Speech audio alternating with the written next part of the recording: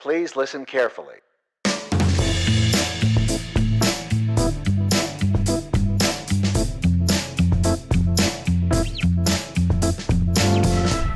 So I'm Emily Bergey.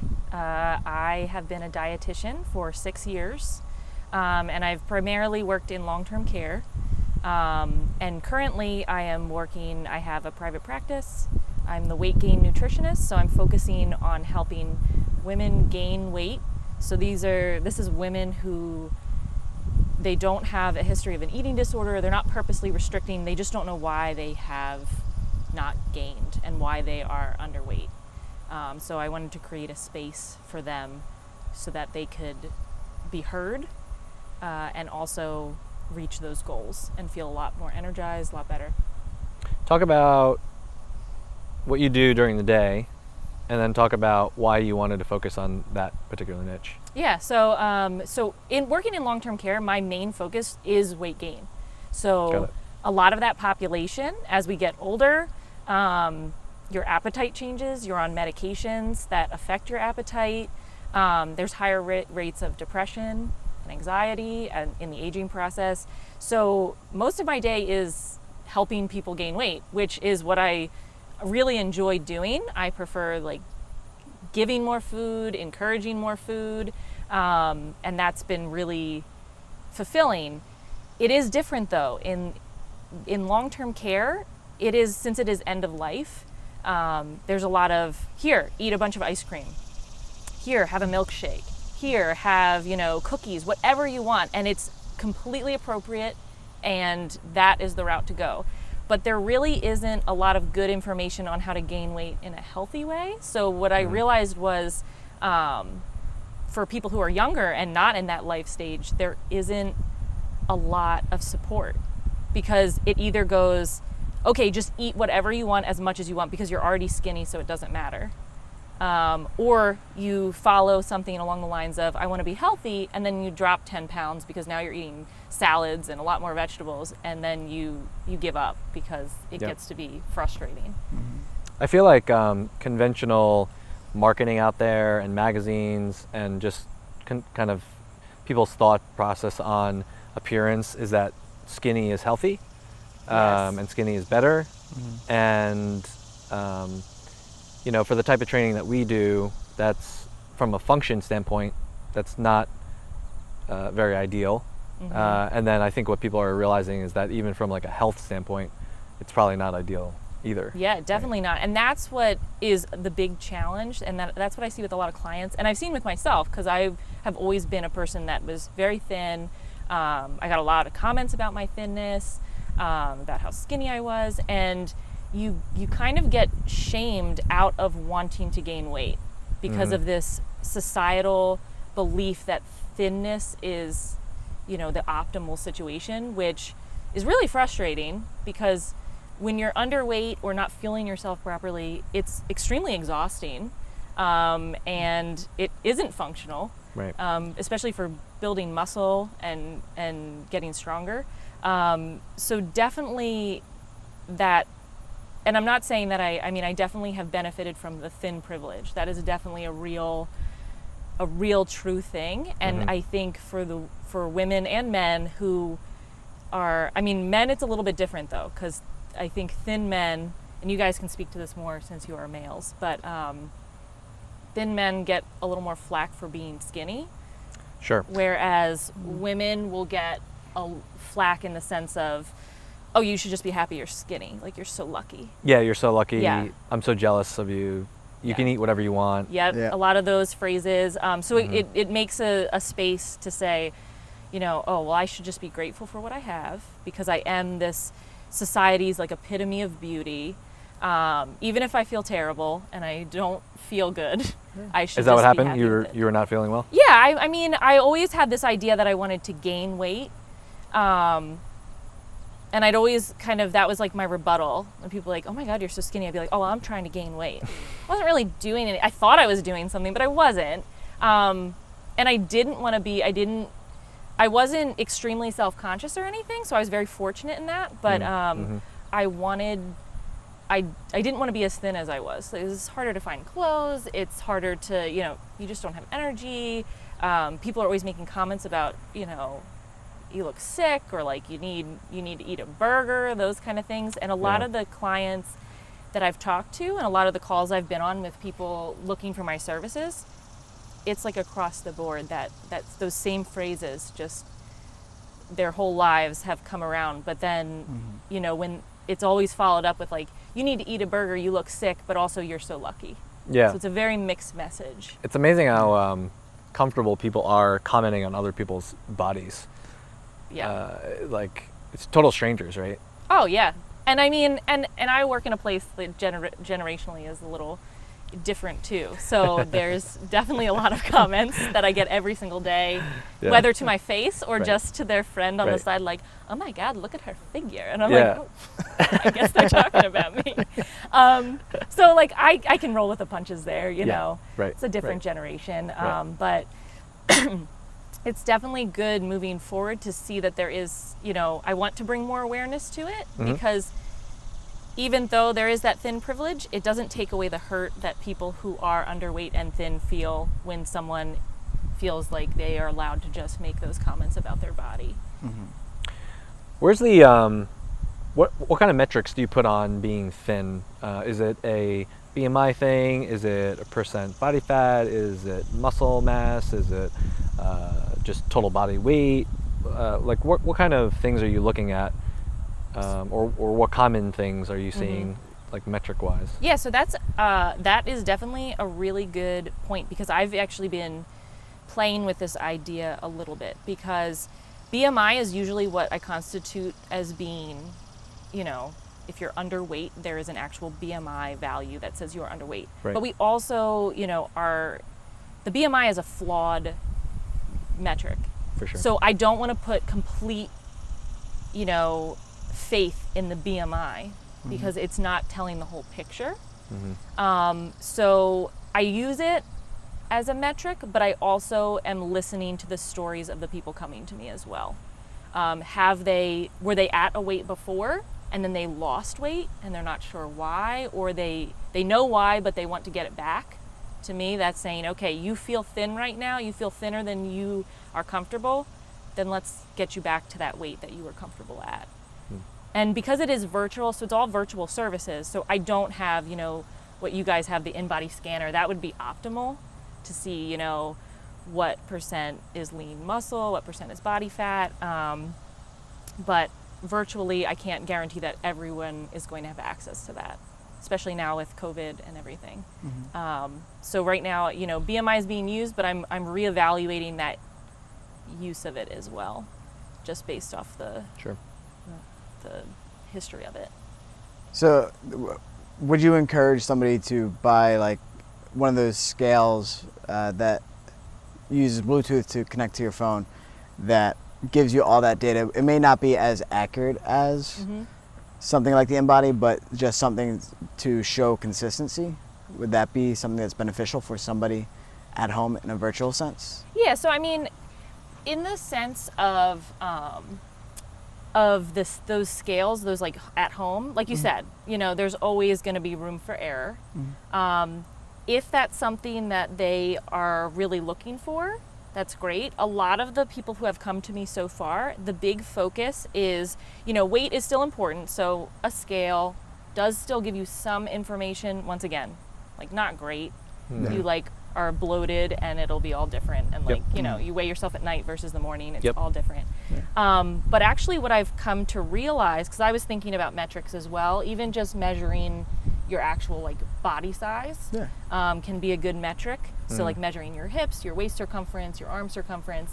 But a lot of the people who are coming to me, and what I want to instill is that you first have to prepare a routine around eating. Because a lot of the times the reason people are thin and they don't know why, and they don't really know the source, is that they don't realize how little they are eating. They're not aware of it. So first we need to create awareness. So that doesn't necessarily mean strict calorie counting, but it might mean, hey, track what you're eating for 3 days to a week on something like a MyFitnessPal, and just look at what you find. are you, and not even a hard focus on what their calorie needs are, but just look to see, hey, are there certain days you're eating only like 700 calories? Right. And then other days you're meeting, you're eating 2,000 calories. What's happening? So finding what's already going on and then looking at their schedule. So that's usually where I start, actually, is what is your routine looking like? Because if you're going to start this process, you need to be able to eat. And that might mean you need to make time to eat. You need to know how to cook. Maybe you don't know how to cook. Maybe, your work schedule's too busy. Maybe you have depression, anxiety, and you know what? The motivation to cook is not there. So I would like to find the root cause before even focusing on, okay, what's your muscle mass? What's, what are all these other factors? Yeah. And so right now, I tell people, if you have a scale, you can be weighing yourself. And I like to leave it a little bit like, if you're comfortable with that right now in this beginning process, and that kind of goes into what their associations are with the scale, what their anxiety level is around the scale. I've had some people who say, they get very hyper-focused on that number and get depressed when they see it go down or up. But we know it's going to go down and up within a day. Yep. It's going to happen. Yep. So if that's a place of anxiety for them, we hold off. So that's kind of, I hope that answered your question. Yeah. Today on your Instagram stories, you had some strategies and tactics as to making it easier in terms of like food prep and whatnot. And it seems like that's related to what you're talking about in terms of like you need the time, Yes. but you also need strategies to just make it easy for yourself. Yes, and there's nothing, and that's the thing is, I think a lot of people don't give themselves permission to make things easy, like we were just talking about. Yeah, for business, before right? this, Yeah. You're allowed to buy convenience foods. I used to have this idea like, oh well, and I think the example I used in one of my posts was rice. I gotta make rice, so I'll make a whole bunch and then I'll have it.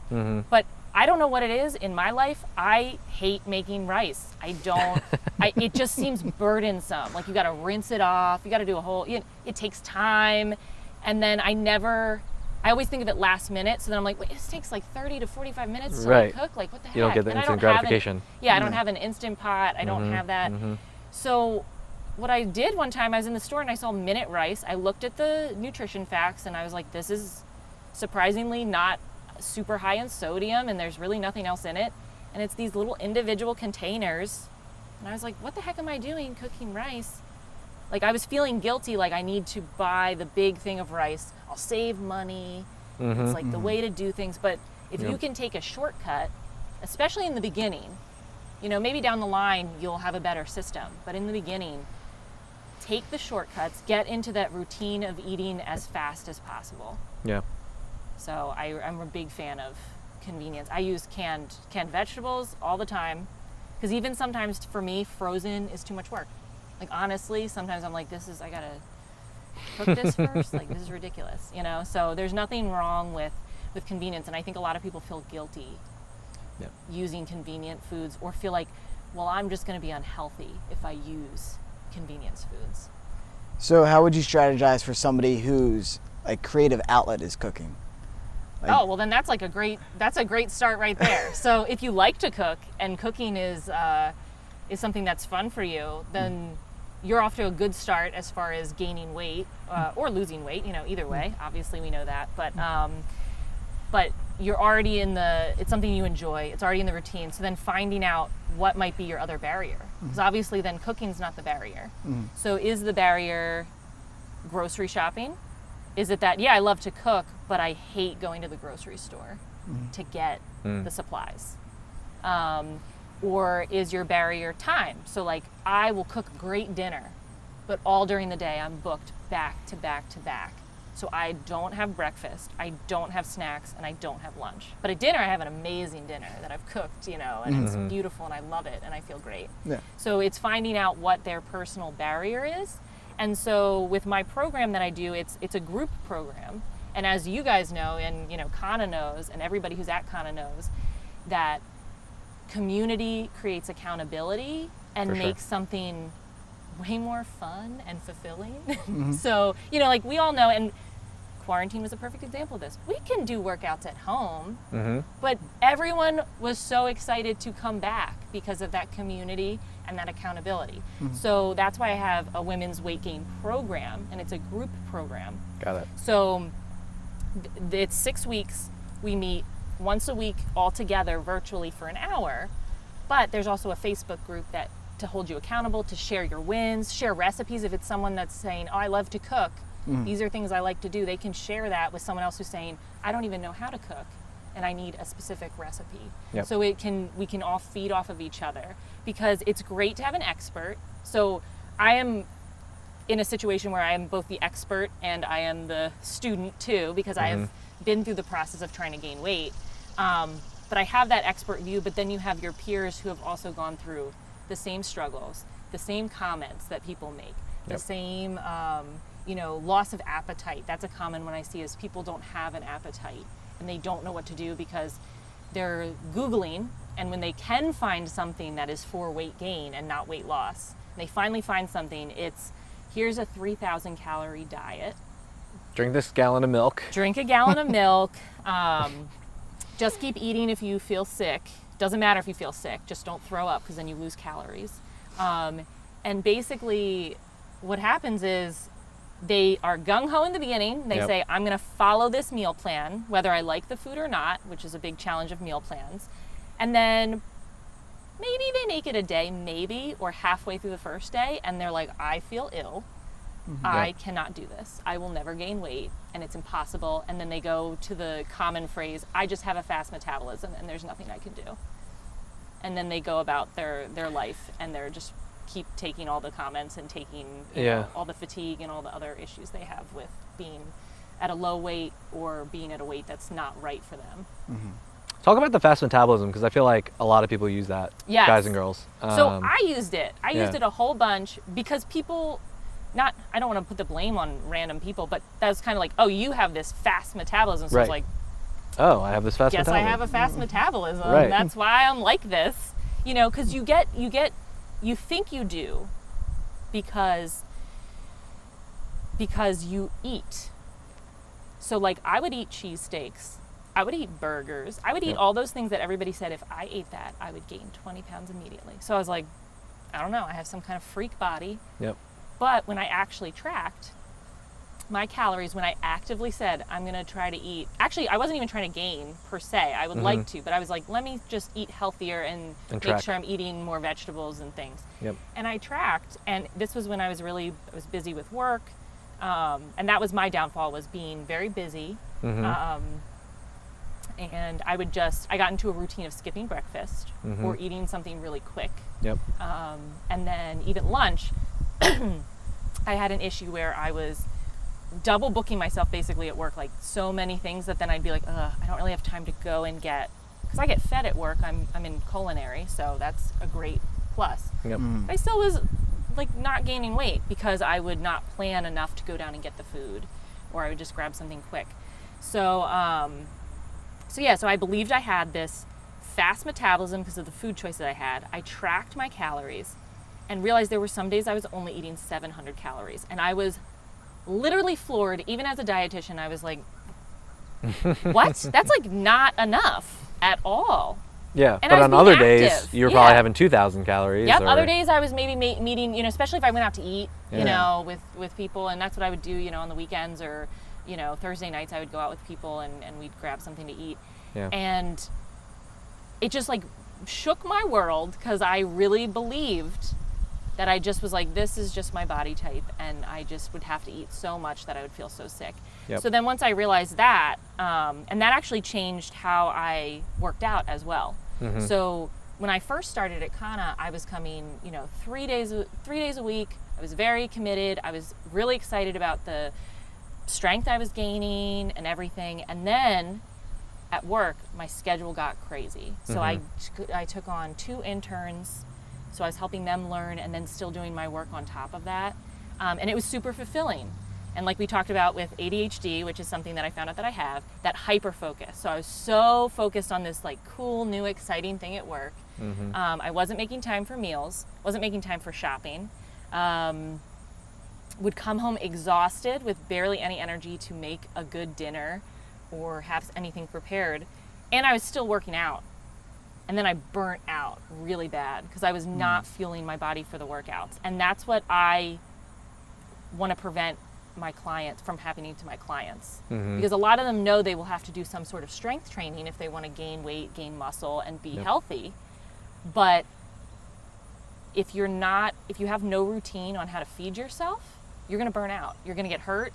You're going to feel tired. You're going to and then you're going to want to quit. And you're going to say, I don't like this anymore. Right. So it's really important to build the foundation. So that's what I look at my group program as. Let's build the foundation. Let's find out where your barriers are. And let's find out a way to overcome those so you can move to the next step. Instead of just throwing a meal plan at them that's 3,000 calories, which for some people that works. So I'm not trying to hate on a meal plan. Sure. Because for some people that's exactly what they need. Yep. But they want to just be told what to do. Yeah, there's nothing wrong with that. They just follow needed the plan. ideas. Yeah, they just needed some ideas, and now they have them, and great. Yep. But for a lot of people, that is, they need to find the root cause first of why. So.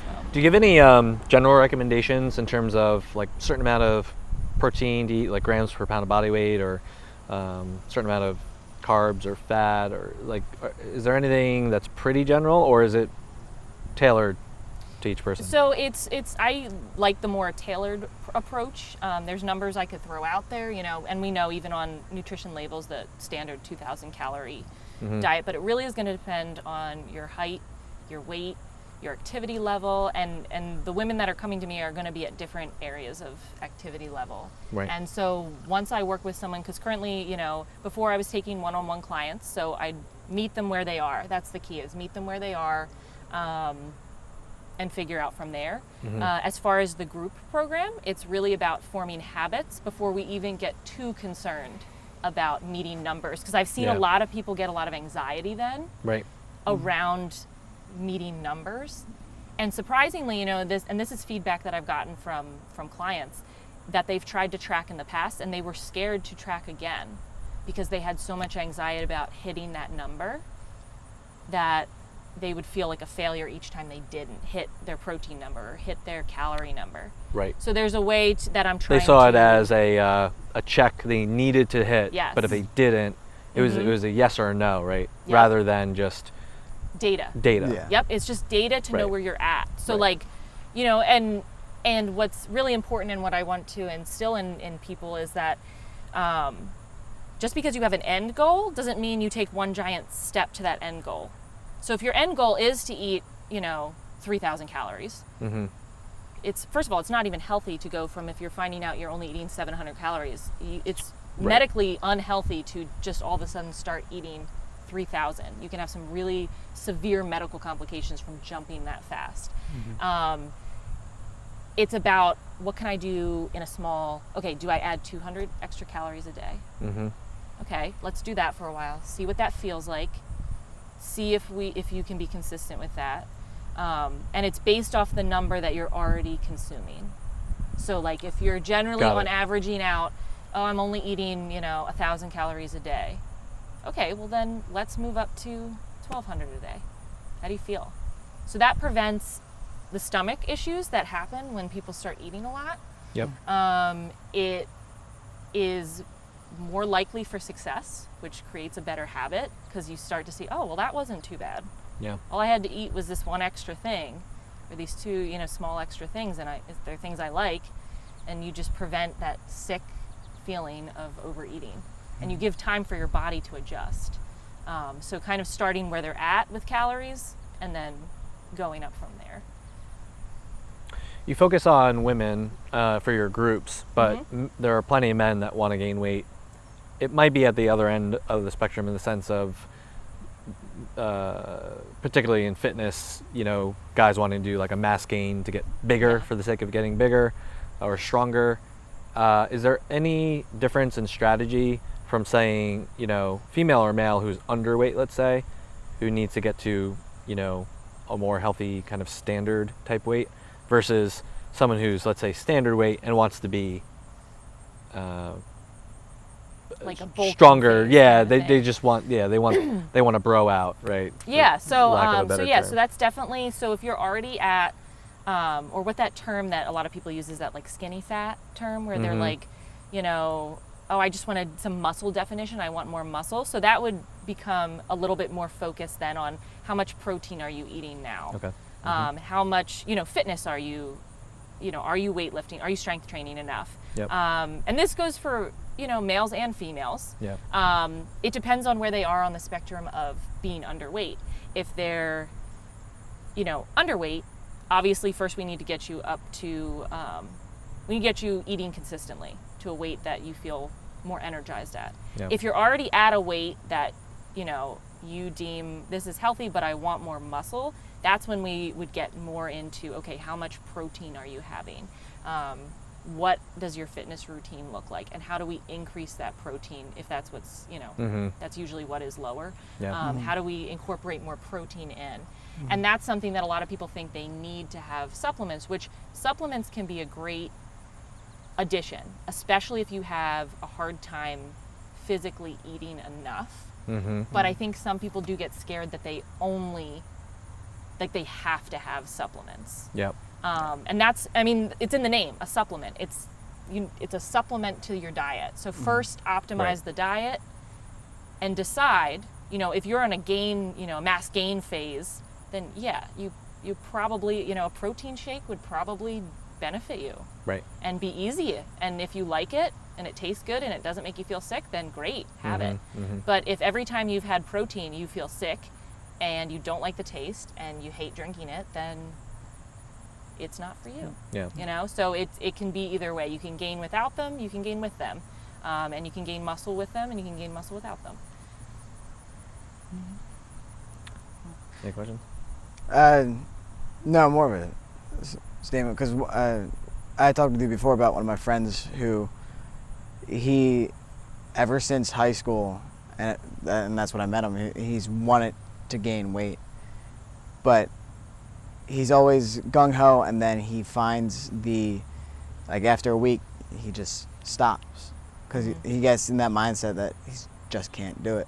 Yeah. It's not for him, and he has a fast metabolism. Yes, Yep. he has He's a hard Fast gainer. metabolism. Yeah, he has Yep. a very fast metabolism, and his diet of Monster and Wawa proves very well for him. Yeah, convenient, right? It's very 'Cause convenient, unfortunately. It combats the problem with lack of energy. You know, you get your Monster. Yeah. And then Wawa, I mean, is easy. You just run in there, you get the thing you like, and you leave.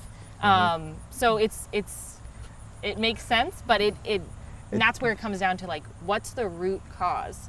What is happening in your life that is making this a challenge? Is it time, like I mentioned before? Is it underlying depression, anxiety? Because that was something I struggled with too, was that I had these underlying depression, anxiety that was preventing me from eating enough because I had no appetite. So, and then what ended up happening was, you know, I wouldn't eat because I was like, I feel very nauseous, so I don't want anything. And then I lost so much, and this was back when I was in high school, I lost a ton of weight, and there was no, like, anywhere I got routed was like, you have an eating disorder. And it was like, well, I have a problem, but I don't have an eating disorder. Like, I'm not purposely doing this. So there wasn't really a space. And it really came down to, once I treated the root cause and formed a routine, then I gained the weight. And all these years I was thinking, oh, well, I'll just be this skinny person until I hit menopause, and then something will happen in my body. Like, you know, like, because that's what people would tell me. They're like, wait for when you get older. So, and with your friend, you know, there's probably a root cause somewhere in there that it might even be something as simple as convenience. Yeah. He just needs convenience. Like, grab the drink, grab the food, you know, and it's fine that that's what he likes. So how do we make it so that he can have convenience and still gain weight without having to, like, you know, go so gung-ho in the beginning and then just to be like, oh, I miss Wawa. Like, you know. Do you work with a lot of perfectionists? Because I feel like, you know, there can be, whether it's they're actually focusing on being skinny because they see that as like the societal's ideal or whatever, or also even just from being so busy with work, or whatever their lifestyle is. Like they get caught up in things because they're so focused on achieving. I don't know if that correlates or not. But. Yeah, I mean, of the people that, you know, I've spoken with, we haven't gotten too much. I mean, I'm sure that's definitely a factor. I know for myself, it was a level of, I want to do everything well, so I kind of put my health on the back burner. Yeah. And I'm in a Right. caring profession. I'm in a caregiver type of profession. Yep. And I think for the women that I've talked to, it actually, the bigger thing that I saw was like people not giving themselves permission to take care of themselves. Yeah, because they're taking care of family. Yep. They have their job, or Yep. they're putting themselves last. Yeah, who they have kids, they have work, they have parents that need help, they have siblings that need help, they have friends that need help. So that's a lot of what I was seeing more so than explicit perfectionism, which Sure. I'm sure there's stuff in there, but Yep. and just even as if we're going to make a general stereotype or generalization, that women tend to be fall into that caregiver role and put themselves last. And in the same way that ends up resulting in people gaining weight when they don't want to, That's exactly what I was going to say. it can result in people losing weight Right. when they don't want to. You know, people, you know, I've talked to several women who had just had children and they thought, I'll have kids and then I'll gain all this weight, and they go, I lost all of it and more. Yeah, because now you have a little human you're taking care of. Yeah, and if they're breastfeeding, then that's 500 extra calories they need. And they need a lot of help. And if you're trying to, you know, you're giving all your attention to, you know, your child, when do you eat? You know, when do you make time to have your meal? I don't have any children, but I've seen my sister go through it, and I've seen a lot of other people with their kids. All of a sudden your whole routine's out the window, you know? Yep. So, and your body's changed and you can't do the same things you used to do. So definitely that is something that I've seen a lot, is just putting themselves, not prioritizing what they need. Yeah. Just not feeling like they have permission to sit down for a meal. Not feeling like they have permission to, you know, feed themselves, basically.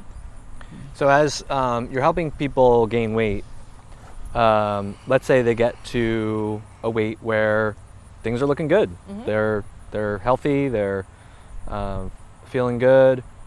What kind of things do they need to keep in mind to not slide back into old habits, and you know, and maybe even their fear is to go too far into the gaining weight phase, right? So. You know, how do people find a new equilibrium, basically? So that's a great question, because that is something that I see, you know, a lot of people who say they want to gain weight, and that I've talked to, they're worried that, and what some of the other plans where you just eat whatever you want. The scary thing is, yeah, but I still care about my health. So like, if I eat whatever I want, how will I stop myself from gaining too much if that helps me gain? And also, how is that, you know, going to be healthful? Right. So once they meet their maintenance weight, and the way, you know, the program works and the way I work with my clients, that's why we also move slowly, so that this can become a routine and this can solidify the habits. Because if you go from 0 to 60 so fast, it's so much easier, like you've even said with your friend. It's so much easier to just go back, like, I'm just going to do the other thing I did, and then just teeter-totter between that. Yep. So when you move slowly, you find the root causes, you find your barriers that you know are going to, they're going to keep coming up. Time is always going to keep coming up, lack of time. Yep. You know, if you have depression, anxiety, there's potential, even if you treat it, that it's going to come back. And that's the sad fact of it. But making a plan for that, for when that happens again. Right. Because you don't want to pretend like it won't. So it's like, okay. So acknowledging that it's going to come. Yep. But having a plan. Having a plan. So like, if I know, you know, the next time I start feeling depressed about something, you know, I'm depressed and I fall into one of those lulls. Okay, what's my plan? My plan is I'm going to have maybe frozen dinners in my freezer, or I'm going to give myself permission to order out and have certain places that I like to order out from. And I'm going to say, you know, forget the cost, forget the guilt of being like, I could just cook for myself. I'm going to order food. Yeah. Yep. Do you have someone, you know, if you're super busy and you know, oh, at work I'm going to get really busy. Same thing. Do I have convenience foods? Do I have someone in my life who can help me? Do I have someone, you know, am I always the one that cooks, but I know I'm really busy right now? Do I have the skills to ask the people in my life, I'm going to need help? Who's your support system? I need help, and getting comfortable with asking for that. Yeah. So it really is forming, you know, it's that like slow build so that you can maintain, and always checking back in too if someone's worried about, you know, either losing weight again or gaining weight, because we have changes in our life. Maybe your activity level changes, and maybe your metabolism does change. You know, as you get older, things change. So knowing that you can go back, check in with, you know, track for like 3 days, 7 days, track for a little bit and see, okay, this is what I'm averaging out. Do I need to go 200 less or 200 more? Okay, how does that feel? So that you don't get obsessed with tracking, but use it as a tool for data, and that's it. Right.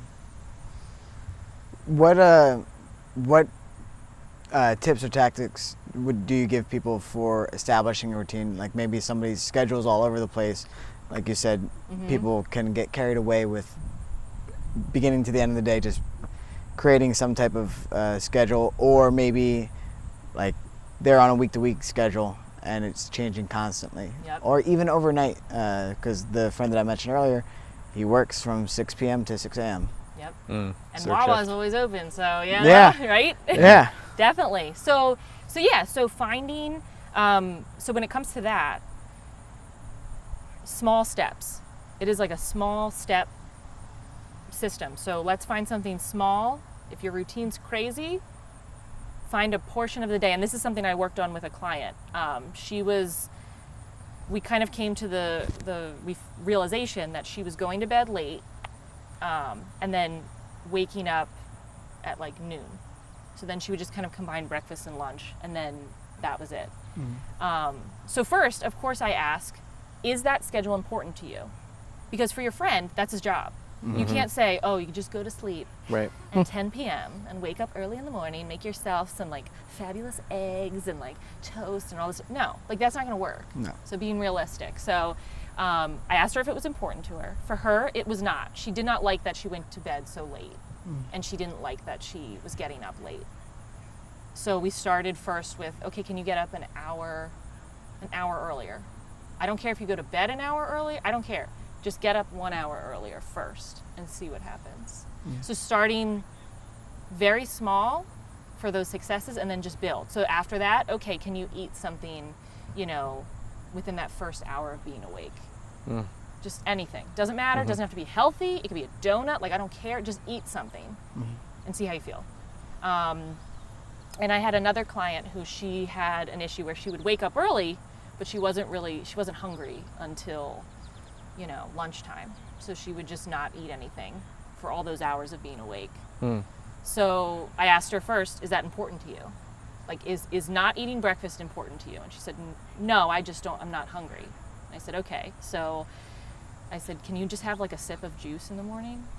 Like, just do that for a couple days. Sip of juice, or like something small, piece of toast, or like granola bar, just to start triggering that hunger cue in the morning. And when we met again, she said, oh yeah, now I eat, like I have a certain granola bar, those Perfect bars. She's like, I eat that for breakfast now and I feel fine. And I wake up and I don't feel disgusted like by it. And I can eat it. So it takes like those little steps, and that can make even just one small thing can make a huge difference. Like that Perfect bar is 200 something calories. There's your 200 calories, that's right there, done. Next step, you know. Add something to the sandwich he gets at Wawa, you know, or add like a side to it. So it really comes down to those little changes to build habit and confidence. Cool. I want to wrap things up, but do you have any last tips or tricks or things people should know?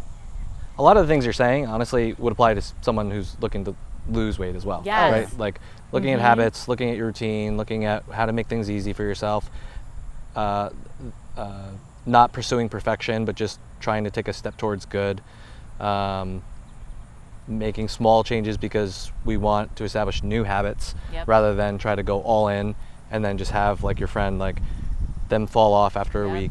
Yeah. Like everything that we talked about can be applied to people who are who are underweight and want to gain weight, or people who for some whatever reason want to lean out, right? Yeah, and you know what, you put it perfectly. I mean, those are all really those tips and those steps, and taking them one at a time. And it's okay to, like, you can give yourself permission to treat your body nicely. Like, you can do that. Right. You're allowed to. And like you said, it's very similar for weight loss and weight gain. And even when I make content for Instagram, it is almost like, well, this is the same thing you would give for someone to lose weight. It's all, and I realize it's just equilibrium. It's what our body wants. Yeah. It's trying to find an equilibrium. Yep.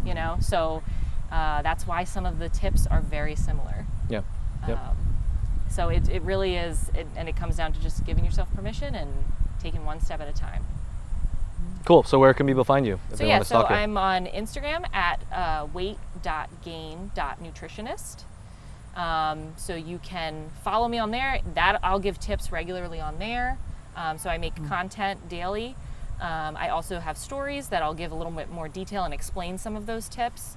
And there's a link in my bio in there if you want to sign up for the Women's Weight Gain Program. If you are a male that wants to gain weight, I do one-on-one sessions with men. I don't have a program right now, but obviously if interest increased, then I would surely be happy to make a program. Cool. So thank you guys for sitting down and talking. Yeah, happy to learn more. Yeah. Share the news. Thank you. Cool. Please listen carefully.